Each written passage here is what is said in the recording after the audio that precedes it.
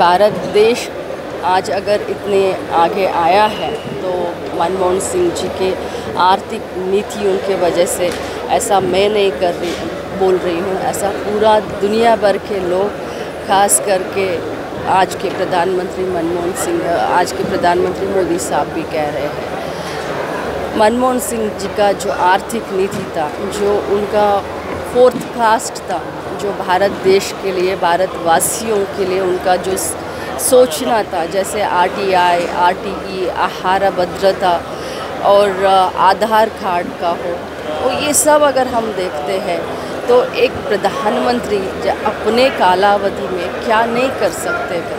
अगर इसका ताज़ा उदाहरण है तो वो डॉक्टर मनमोहन सिंह जी है। आज उनको खोकर पूरा भारत देश का राजकारण और ख़ास करके कांग्रेस परिवार को बहुत धक्का लगा है।